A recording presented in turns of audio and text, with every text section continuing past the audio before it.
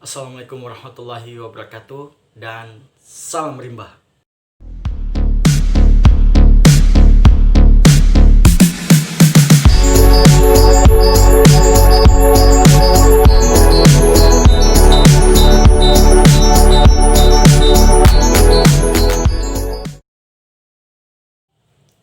Baik, perkenalkan nama saya Vicky Fendi, Stambuk L13118142. Pada hari ini saya akan menjelaskan salah satu materi yang kami dapatkan di praktek pengenalan hutan, yaitu tentang survival. Yang mana kita ketahui sendiri bahwa survival itu adalah cara bertahan hidup di alam bebas.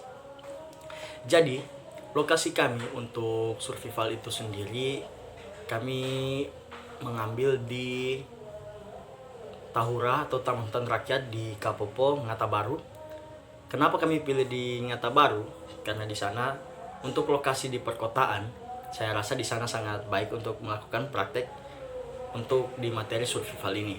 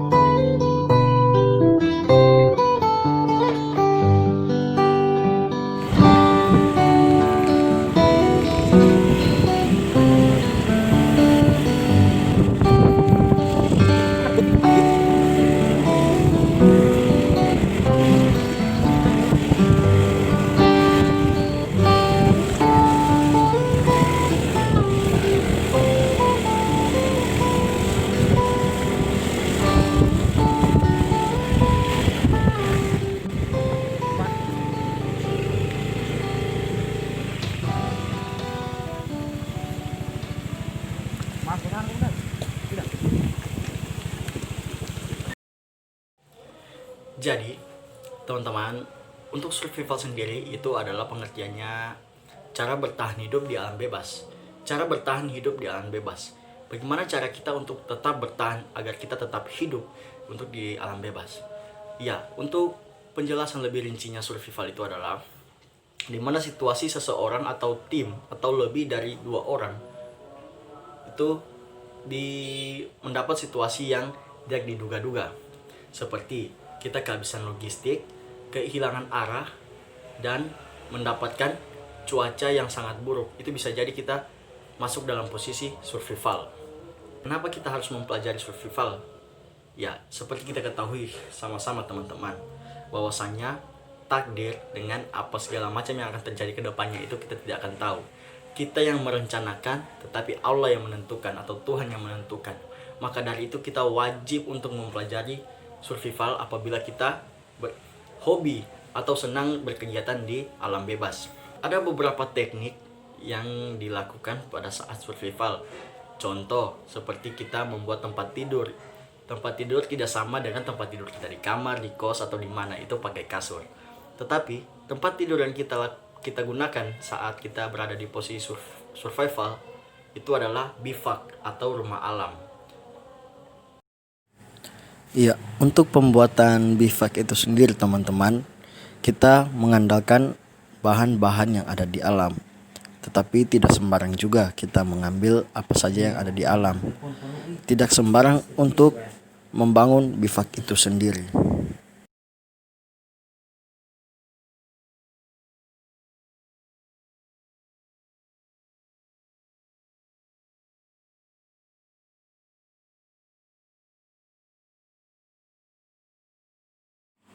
Jadi di sini kami bertim untuk membuat bivak karena teman-teman saya juga ingin membuat video.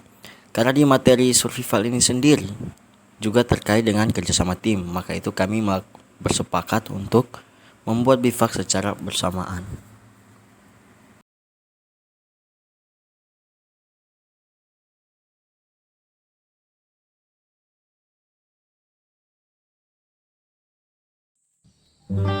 Jadi untuk pembuatan bivaknya sendiri teman-teman itu tidak sembarang. Hal yang harus diperhatikan dalam pembuatan bivak itu seperti berikut, yaitu jangan merusak alam, usahakan jangan merusak alam. Tapi karena kami sih menobang, minta maaf karena di sini tadi itu kondisi tidak mendukung sehingga kami melakukan penebangan pada kayu-kayu kecil. Kemudian untuk lokasi bivaknya usahakan jauh dari jangkauan air atau jangan dekat air karena takutnya ketika hujan air pasti akan naik debitnya. Dan kemudian jangan membangun bivak di dekat sarang binatang-binatang atau hewan buas. Takutnya nanti sementara tidur kita diterkam, dikira mimpi buruk, ternyata buruk yang nyata yang jadi. Jadi itu yang harus perlu diperhatikan dalam pembuatan bivak sendiri.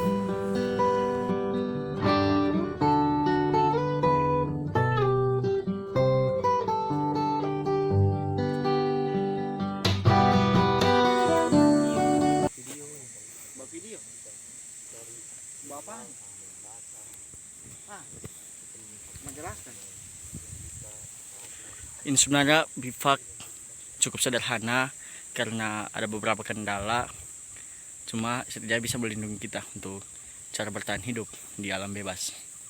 Seperti inilah gambarannya. Cuma belum dimasuki tim bedah rumah ini, jadi masih kacau.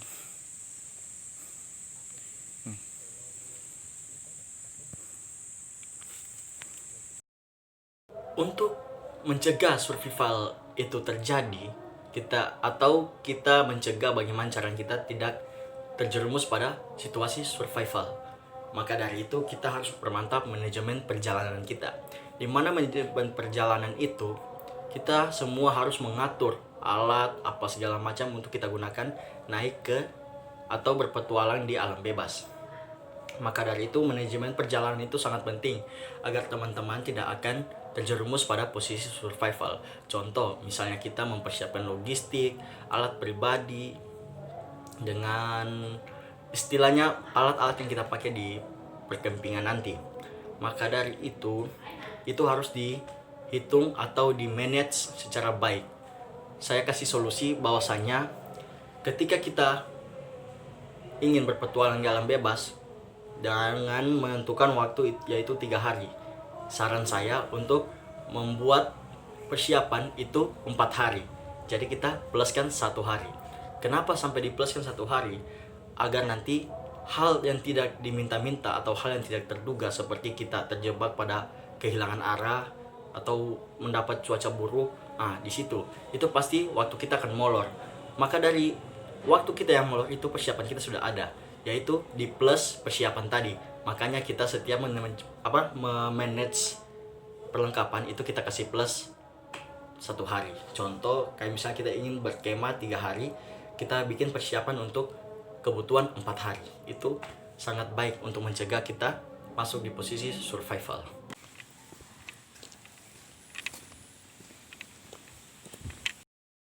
Kemudian kadang ada yang bertanya, kenapa takut dengan survival? Kenapa takut? Kita sudah dapat materinya. Bung, ingat, seseorang yang ingin masuk dalam keadaan survival itu adalah seseorang yang bodoh. Karena kenapa? Ketika kita masuk dalam situ, peluang kita untuk bertahan itu akan minim. Ketika kita tidak mengetahui apa-apa saja di situ. Sedangkan seorang survivor saja itu bisa akan meninggal ketika berada di posisi survival, apalagi kita orang awam.